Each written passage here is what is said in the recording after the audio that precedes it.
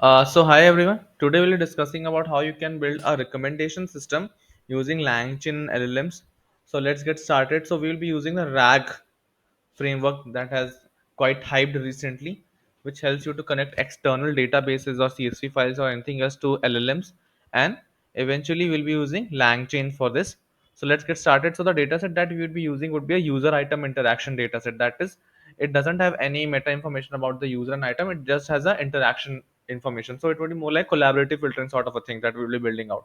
So let's get started. So first of all, I would be preparing a dummy dataset which would be having which would have two columns. One is user and the other is item with which the user has interacted. So this is the code that I'm using to generate the dummy dataset. I'm skipping this part because if you're working on a real world problem, you must be having the dataset with you. But if you don't, then you can follow this particular code snippet. So with this particular code snippet, as you can see, I'm generating 1,000 users with 20 unique items, and then eventually doing random pairing between them. And the final data set that we would be using looks something like this: user ID, item ID. As you can see, that this is the user ID, this is the item ID with which it has interacted.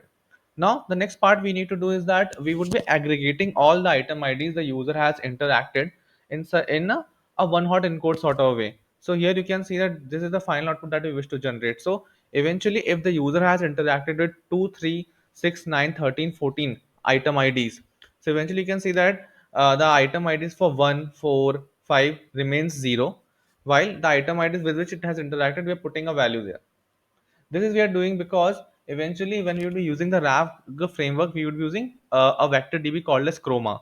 In case of Chroma, when you are trying to figure out similar users, we would be using these embeddings only to figure out which user IDs are similar in terms of item interactions, and eventually we'll be suggesting items from those similar users only.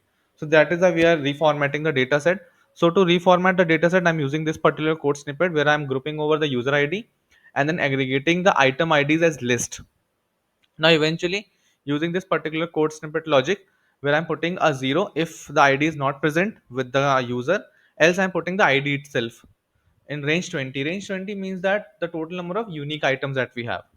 So this is how I'm converting this particular data frame into this particular format. So given a user, all the item IDs it has interacted with, and a 0 for all the item IDs it has not interacted with. So the length of each of the list of item ID column would be equal to total number of unique elements items present in the data set. So it would be 20 here, where some of the values would be 0 and rest of the values would be the items with which the user has interacted.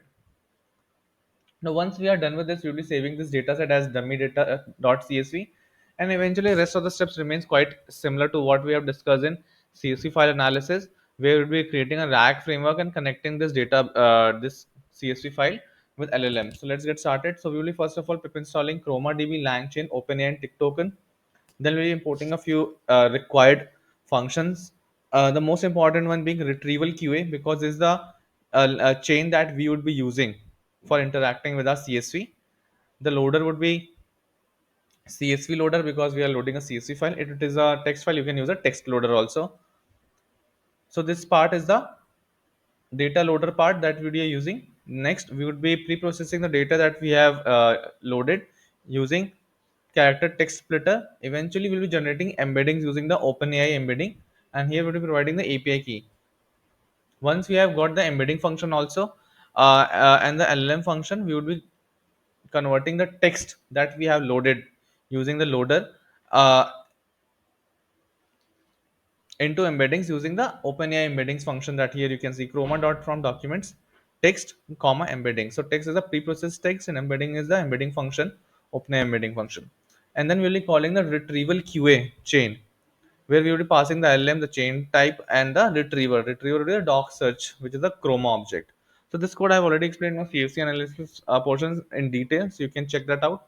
So once you are done with that, we will be giving it a particular prompt. So do remember that the performance of your recommendation system depends upon three major things.